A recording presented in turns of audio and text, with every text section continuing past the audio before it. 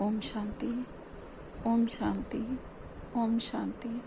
हम सभी अपने आत्मिक स्वरूप में स्थित होकर बहुत ही ध्यान और एकाग्रता से अपने परमपिता परमात्मा के महावाक्यों को सुनेंगे और स्वयं में धारण करेंगे।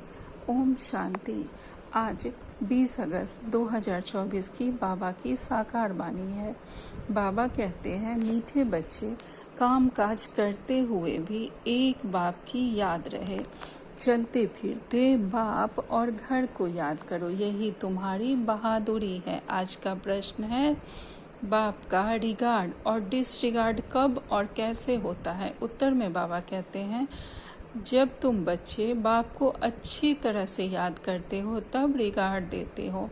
अगर कहते कि याद करने की फुर्सत नहीं है तो यह भी जैसे डिसरिगार्ड है। वास्तव में यह बाप का डिसरिगार्ड नहीं करते, यह तो अपना ही डिसरिगार्ड करते हो। इसलिए नामी ग्रामी केवल भाषण में नहीं लेकिन याद की यात्रा में बनो।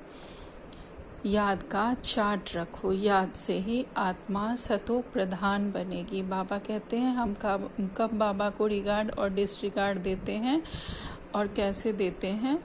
तो बाबा कहते हैं कि जब हम बाबा को अच्छे से याद नहीं करते हैं तब बाबा की डिसरिगार्ड होती है। जब हम कहते हैं कि हमें तो फुर्सत ही नहीं है, हम कैसे याद करें, तो बाबा कहते हैं यह एक तरह की डिसरिगार्ड है, लेकिन वह भी बाबा की नहीं बल्कि खुद की ही है। हम खुद को ही उठाना नहीं चाहते हैं, सिर्फ कहने के लिए बोल देते हैं भाषण में कि हाँ बाबा की यात्रा में बने रहो, लेकिन याद करते नहीं हैं। तो बाबा कहते हैं याद का चार्ट रखो, जो जितना याद करोगे उतना आत्मा सतो प्रधान बनेगी। ओम शांति। रूहानी बच्चों प्रति रूहानी बाप समझाते हैं, यह जो 84 के चक्र का ज्ञान समझाया जाता है यह तो एक नॉलेज है जो तो हम बच्चों ने जन्म जन्मांतर पढ़ी है और धारणा करते आए हैं। यह तो बिल्कुल सहज है, यह कोई नई बात नहीं। बाबा कहते हैं, बाबा जो हम बच्चों को समझाते हैं कि यह 84 के चक्र का ज्ञान जो यहाँ समझाया जाता है, यह जो नॉलेज है यह हमने जन्म जन्मांतर पढ़ी है। हर कल्प हम पढ़ते आए हैं, धारणा करते आए हैं। तो बाबा कहते हैं यह तो बिल्कुल सहज है, कोई नई बात नहीं है। बाप बैठ समझाते हैं, सतयुग से लेकर कलयुग अंत तक तुमने कितने पुनर्जन्म लिए। यह ज्ञान तो सहज रीति बुद्धि में है ही। यह भी एक पढ़ाई है, रचना के आदि मध्य अंत को समझना है। सो बाप के सिवाय कोई समझा नहीं सकता। बाप कहते हैं, इस ज्ञान से भी ऊंच बात है याद की यात्रा। बाबा कहते हैं कि इस ज्ञान से भी ऊंची है बाबा को याद करना, जिसको हम योग कहते हैं। योग अक्षर महसूस है, परंतु यह है याद की यात्रा। इसमें हम अपने पिता को याद करते हैं। जैसे मनुष्य यात्रा पर जाते हैं तो कहेंगे फलाने तीर्थ पर जाते हैं, श्रीनाथ या अमरनाथ जाते हैं, तो वह याद रहता है। अभी तुम जानते हो, रूहानी बाप तो बड़ी लंबी यात्रा सिखलाते हैं कि मुझे याद करो। उन यात्राओं से तो फिर लौट आते हैं। यह वह यात्रा है जो मुक्ति धाम में जाकर निवास करना है। बाबा कहते हैं, भक्ति में जो लोग तीर्थ यात्राओं पर जाते हैं वहाँ से तो फिर जाकर लौट आते हैं, लेकिन यह यात्रा है मुक्ति धाम जाने की यात्रा। बाबा कहते हैं उस मुक्ति धाम में जाकर हमें निवास करना है और फिर सतयुग में आना है। बाबा कहते हैं, भल पाठ में आना है परंतु इस पुरानी दुनिया में नहीं। उसके बाद भले हम पाठ में आएंगे लेकिन पुरानी दुनिया नहीं बल्कि नई सतयुग में। इस पुरानी दुनिया से तुमको वैराग्य है। यह तो छी रावण राज्य है। तो मूल बात है याद की यात्रा। कई बच्चे यह भी समझते नहीं है कि कैसे याद करना है।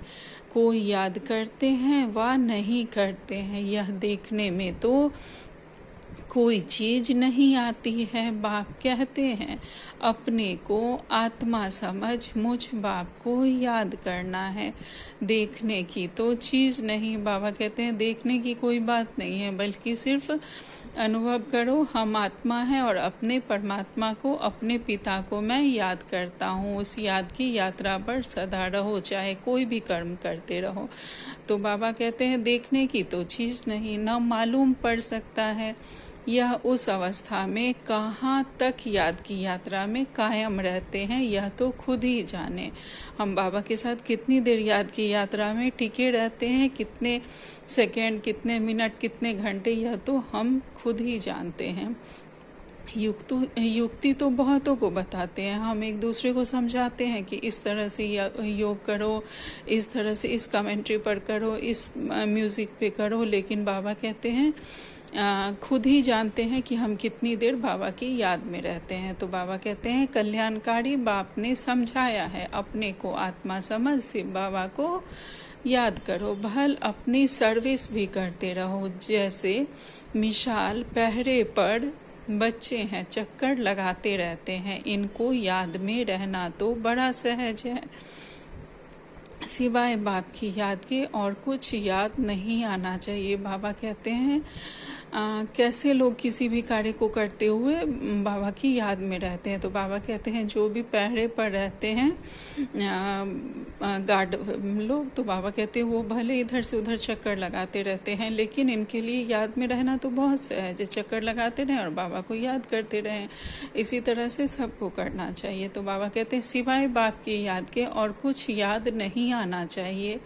बाप मिसाल दे बताते हैं उस याद की यात्रा में ही आए जाएं। जैसे पादरी लोग जाते हैं, कितना साइलेंस में जाते हैं। तुम बच्चों को भी बड़ा प्रेम से बाप और घर को याद करना है, यह मंजिल बड़ी भारी है।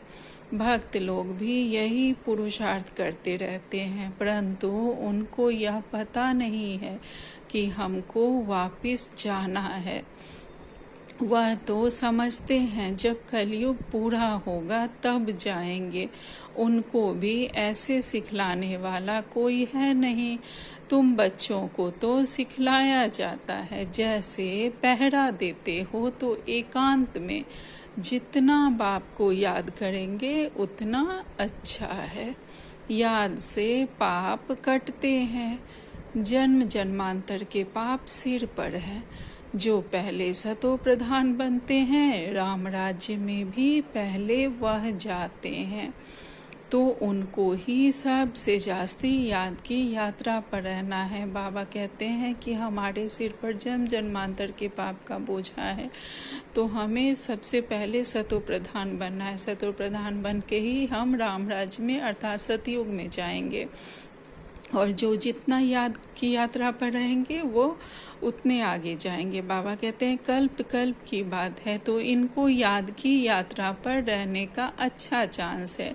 यहाँ तो कोई लड़ाई झगड़े की बात ही नहीं, आते जाते अथवा बैठते एक पंथ दो कार्य, पहरा भी दो और बाप को भी याद करो। बाबा गार्ड लोग का एग्जाम्पल दे रहे हैं कि इधर से उधर टहलते हैं, जब आगे जाते हो तो बाबा को याद करो, इधर दोबारा चक्कर लगाते हो तो बाबा को याद करो। तो बाबा कहते हैं कर्म करते बाप को याद करते रहो। पहरे वाले को तो सबसे जास्ती फायदा है, चाहे दिन को चाहे रात को, जो पहरा देते हैं उन्हों के लिए बहुत फायदा है। अगर यह याद में रहने की आदत पड़ जाए तो बाप ने यह सर्विस बहुत अच्छी दी है। पहरा और याद की यात्रा, यह भी चांस मिलता है याद की यात्रा में रहने का। यह भिन्न भिन्न युक्तियाँ बताई जाती हैं याद की यात्रा में रहने की। यहाँ तुम जितना याद में रह सकेंगे उतना बाहर धंधे आदि में नहीं, इसलिए मधुवन में आते हैं रिफ्रेश होने। बाबा कहते हैं मधुबन में जितना याद की यात्रा में वहाँ का वाइब्रेशन ही अलग होता है। तो बाबा कहते हैं यहाँ जितना याद की यात्रा में रहोगे उतना बाहर नहीं, यहाँ हम सब आते ही हैं उस वाइब्रेशन को महसूस करने, रिफ्रेश होने। एकांत में जाकर एक पहाड़ी पर बैठ याद की यात्रा में रहें, फिर एक जाए व 2-3 जाए। यहाँ चांस बहुत अच्छा है, यही मुख्य है। बाप की याद भारत का प्राचीन योग मशहूर भी बहुत है। अभी तुम समझते हो इस याद की यात्रा से पाप कटते हैं, हम सतो प्रधान बन जाएंगे। तो इसमें पुरुषार्थ बहुत अच्छा करना है, बहादुरी तो इसमें है। जो काम करते बाप को याद कर दिखलाओ, कर्म तो करना ही है, क्योंकि तुम हो प्रवृत्ति मार्ग वाले, गृहस्थ व्यवहार में रहते, धंधा आदि करते, बुद्धि में बाप की याद रहे, इससे तुम्हारी बहुत बहुत कमाई है। भल अभी कई बच्चों की बुद्धि में नहीं आता है, बाप कहते रहते हैं चार्ट रखो, थोड़ा बहुत कोई लिखते हैं, बाप युक्तियाँ तो बहुत बताते हैं। बच्चे चाहते हैं बाबा के पास जाएं, यहाँ बहुत कमाई कर सकते हैं, एकांत बहुत अच्छी है। बाप सम्मुख बैठ समझाते हैं मुझे याद करो तो पाप कट जाएंगे, क्योंकि जन्म जन्मांतर के पाप का सिर पर बोझा है। विकार के लिए कितने झगड़े चलते हैं, विघ्न पड़ते हैं। कहते हैं बाबा हमको पवित्र नहीं रहने देते। बाप कहते हैं बच्चे तुम याद की यात्रा में रह, जन्म जन्मांतर के पाप जो सिर पर है वह बोझा उतारो। घर बैठे शिव बाबा को याद करते रहो। याद तो कहाँ भी बैठ कर सकते हो, कहाँ भी रहते, यह प्रैक्टिस करनी है। जो भी आए उसको पैगाम दो। बाप कहते हैं अपने को आत्मा समझ बाप को याद करो, इसको ही योग बल कहा जाता है। बल माना ताकत, शक्ति। बाबा कहते हैं बाबा की याद से ही हमें वह योग बल प्राप्त होता है। अपने को आत्मा समझ जब हम बाबा को याद करते हैं तो इसी को योग बल कहा जाता है। अर्थात बाबा को याद करने से हमें बहुत शक्ति मिलती है। तो बाबा कहते हैं बाप को सर्वशक्तिवान कहते हैं ना, तो वह शक्ति बाप से कैसे मिलेगी। बाप खुद कहते हैं मुझे याद करो। तुम नीचे उतरते उतरते तमो प्रधान बन गए हो, तो वह शक्ति बिल्कुल खत्म हो गई है, पाई की भी नहीं रही है। तुम्हारे में भी कोई है जो अच्छी रीति समझाते हैं, बाप को याद करते हैं। बाबा कहते हैं जैसे जैसे हम सीढ़ियाँ उतरते जाते हैं हर युग में, हर कल्प में, तो वैसे हमारी शक्ति कम होती जाती है, लगभग ख़त्म हो जाती है। तो बाबा कहते हैं अब ही हमारे में जो बाबा के अच्छे पुरुषार्थी बच्चे हैं वह एक दूसरे को भी समझाते हैं और बाबा को याद भी करते हैं। बाबा कहते हैं तो अपने से पूछना है हमारा चार्ट कैसा रहता है। हर दिन रात को बाबा कहते हैं सोने से पहले हमें अपना पोता मेल चेक करना है, चार्ट बनाना है कि हम कितना बाबा को याद करते हैं। बाबा कहते हैं बाप तो सब बच्चों को कहते हैं याद की यात्रा मुख्य है, याद से ही तुम्हारे पाप कटेंगे। भल कोई सावधान करने वाला भी नहीं हो तो भी बाप को याद कर सकते हो।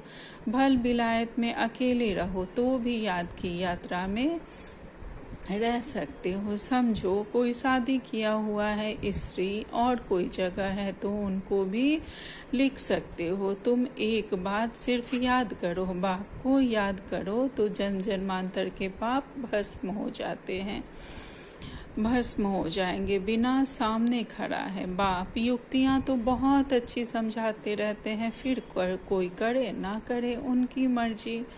बच्चे भी समझते होंगे कि बाप राय तो बहुत अच्छा देते हैं। हमारा काम है मित्र संबंधी आदि जो भी मिले सबको पैगाम देना, दोस्त हो या कोई भी हो, सर्विस का शौक चाहिए। तुम्हारे पास चित्र तो है, बैज भी है, यह बड़ी अच्छी चीज़ है। बैज किसको भी लक्ष्मी नारायण बना सकता है। त्रिमूर्ति के चित्र पर अच्छी तरह समझाना है। इनके ऊपर शिव हैं। वो लोग त्रिमूर्ति बनाते हैं।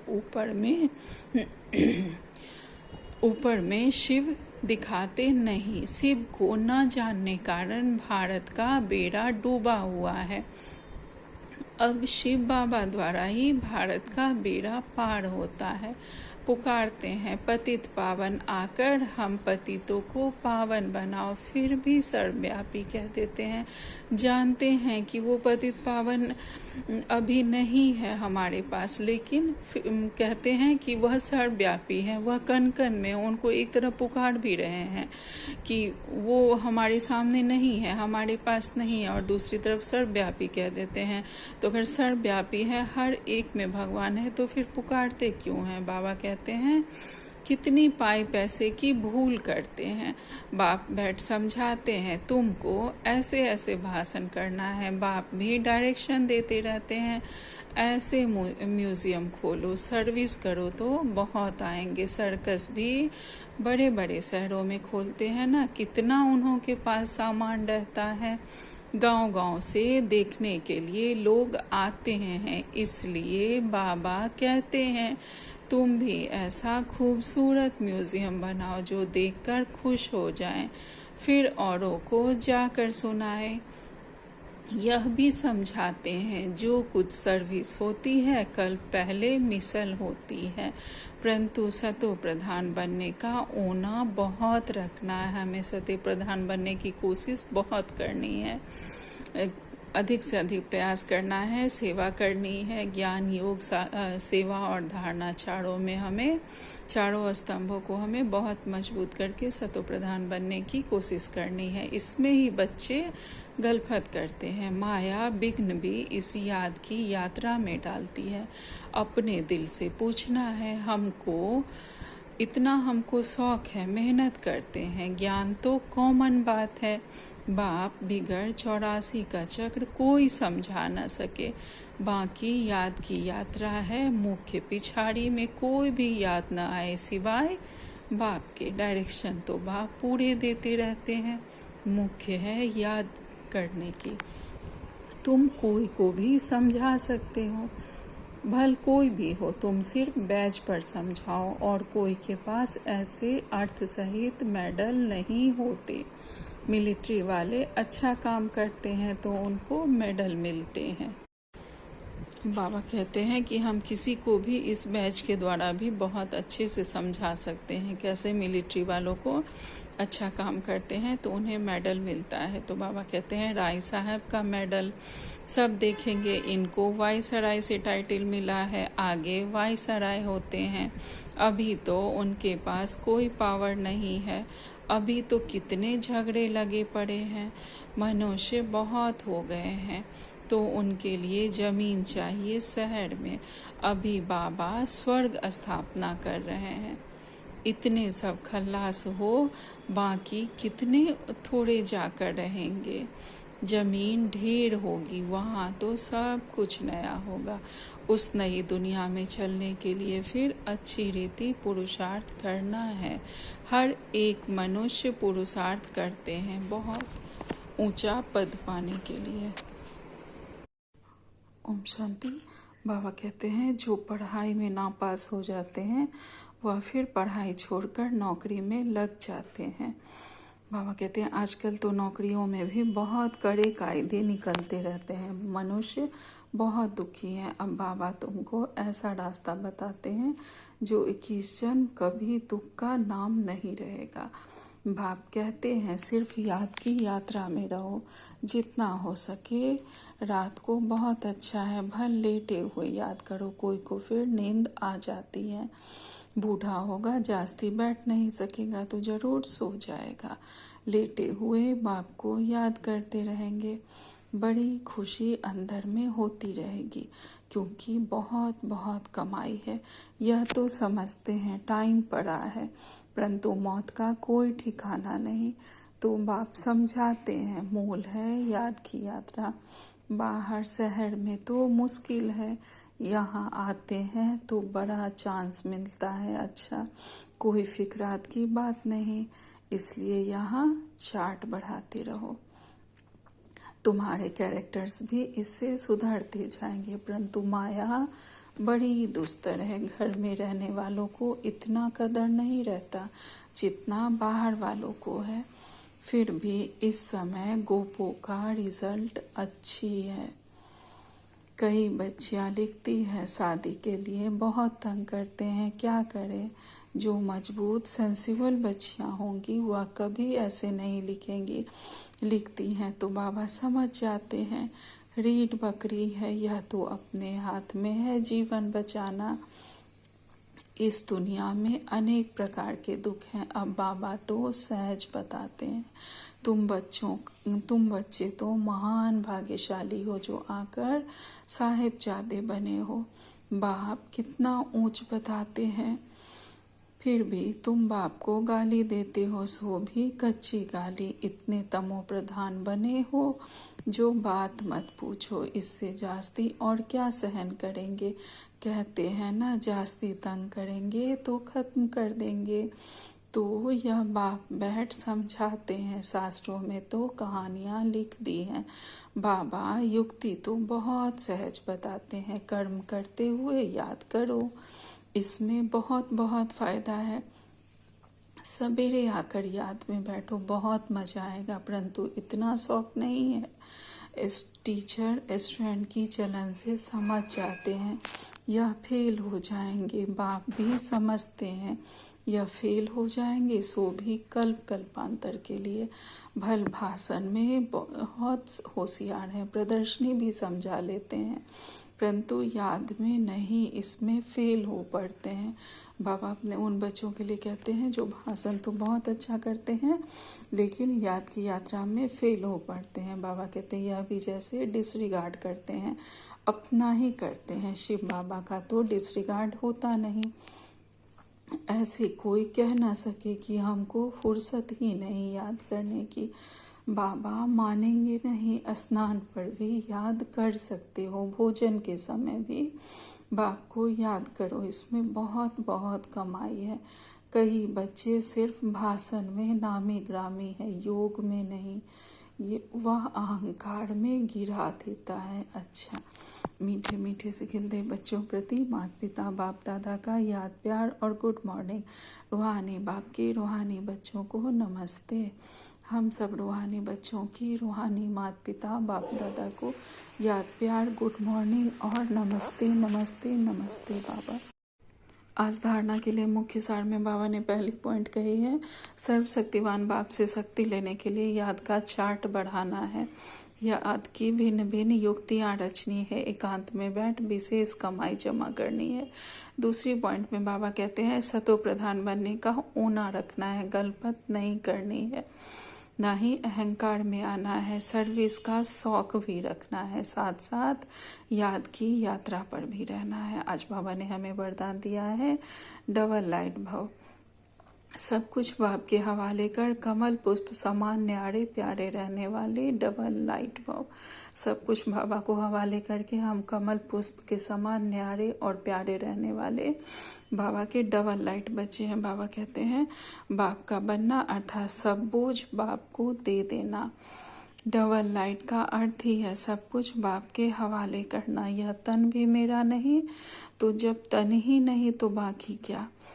अब आप सबका वायदा ही है, तन भी तेरा, मन भी तेरा, धन भी तेरा। जब सब कुछ तेरा कहा तो बोझ किस बात का। इसलिए कमल पुष्प का दृष्टांत स्मृति में रख, सदा न्यारे और प्यारे रहो तो डबल लाइट बन जाएंगे।